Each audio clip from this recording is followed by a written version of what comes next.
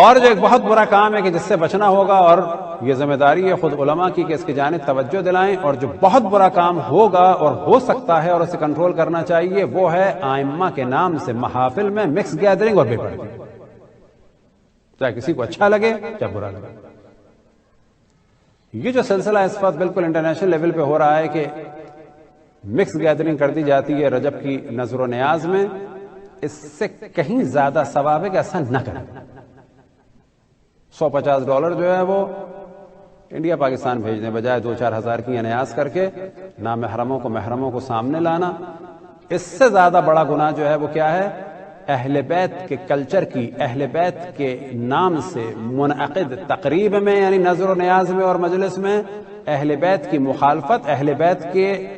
سے منسوب تقریب میں۔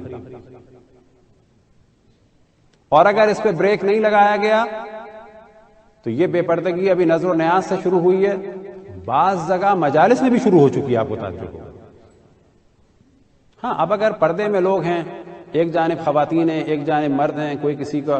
بے پردگی کا سلسلہ نہیں ہے تو وہ ایک الگ مسئلہ ہے، لیکن اگر زینت و آرائش کے ساتھ محرم نہ محرم، اور سب سے بری چیز کیا کہ تدریجاً کلچر خراب ہو جائے گا۔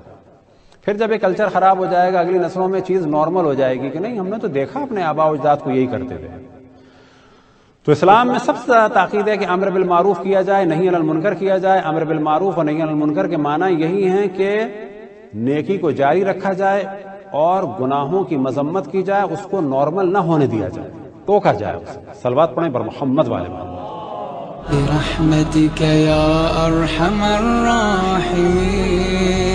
وصلى الله على محمد وآله الطاهرين